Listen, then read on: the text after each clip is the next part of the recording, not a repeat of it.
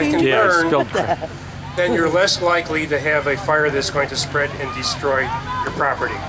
So obviously there are things that you need to have there, but if you keep that neat and clean and do not have an exorbitant amount or a lot of combustible material that does not need to be there, then you will have less chance of having a disastrous fire. Now what we're going to do here is we've got a candle in each of these rooms and a pizza box.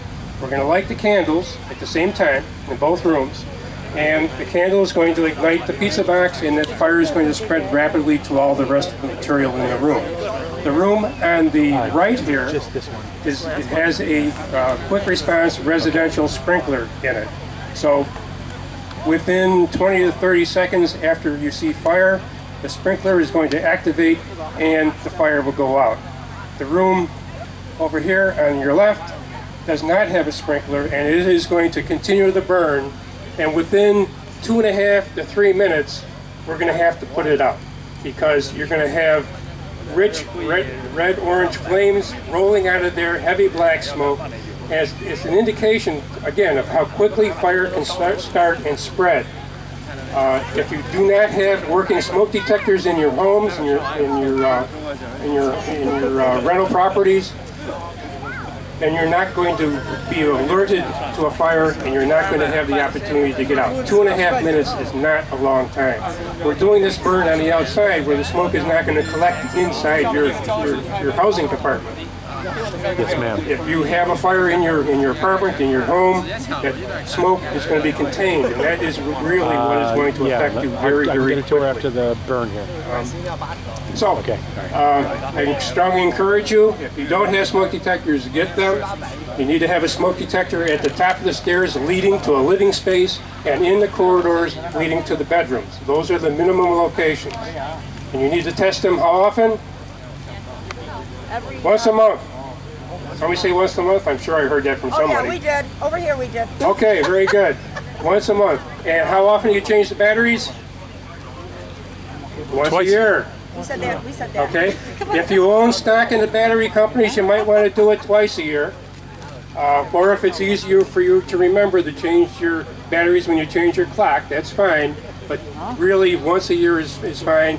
We suggest that you do it as a Christmas present for your family, or if you have young kids, assign a smoke detector to each of your children and make it their responsibility on the day of the month they were born to check their detector, and on their birthday they change the battery. Good, simple way of getting them involved and helping them understand they have a role in keeping the house safe from fire. Okay, so what we're going to do, are we ready? Yeah. Are you going to be able to reach that, Tony? Okay. We have Buffalo. I want to thank Buffalo Fire from Engine 34 first for being here. They're going to extinguish the room without the sprinkler head in about 2.5 to 3 minutes. We want to be able to use the room again. Obviously we have to replace the drywall, but we don't want to have to replace the whole thing. So please do a good job in putting it out. Okay, ready? I'm a little bit concerned about the breeze. Hopefully that's not going to affect us adversely.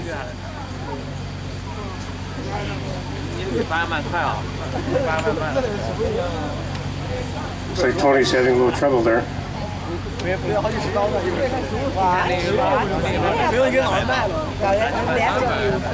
we got smoke showing on the room on the right. We got flame.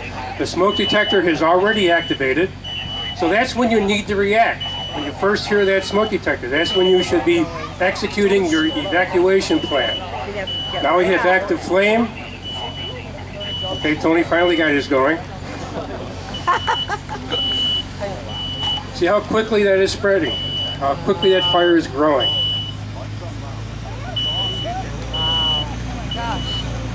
Yeah, see, that could be your bedroom. And now we have the smoke detector on this side. What burns really rapidly is all the plastics that we have in our homes today. And plastic can be found in our carpets, in our clothing, in the electrical equipment that we have, the electronics we have in our homes. Produces very hot, toxic smoke. gas that's produced in the greatest quantities is carbon monoxide, and that will put you to sleep. It will not wake you up. So again, you need to respond to the sound of the smoke detector. Another gas that's produced in smaller quantities, but it doesn't take a whole lot of, hydrogen cyanide is produced when you burn plastics. And that will affect you just as bad as carbon monoxide. Oh, yeah. Fire is growing. You can see how it's spreading to all this material that we have laying around. It's starting to attack the plastics over here. We can tell that because we're getting the black smoke. Yeah, I'm not quite sure why our sprinkler hasn't gone off yet. Could be our wind.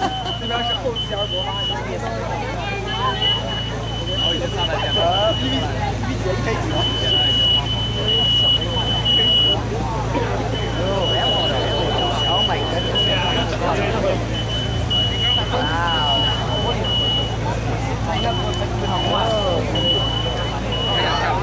If the wind is, there it goes. I was just going to say, if the wind is causing that heat to move away from the sprinkler head, that would be the reason. But you see how quickly the fire on the left here is growing. Fire grows exponentially. Once it starts, it rapidly expands. It gets bigger and bigger. And right now we're about a minute and a half into this thing.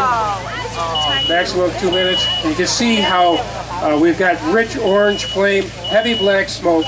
If that was producing heat and smoke in your living compartment, the temperature can easily rise to 1,200 degrees at the ceiling. If you breathe in air at 300 degrees, you will singe your lungs and you will die in your own fluids.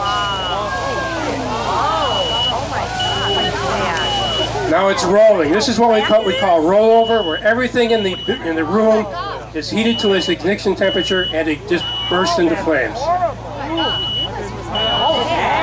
Yeah, okay, go ahead. Okay, come on guys.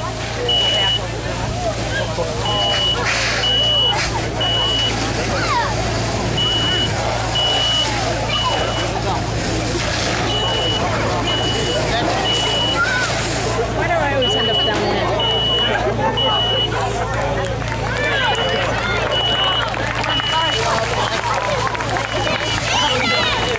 And that's our bedroom burn demonstration. The idea here is you go home, you check your smoke detectors. If you don't have an exit plan, make sure you have an exit plan. If you need information on that, please give us a call at the school.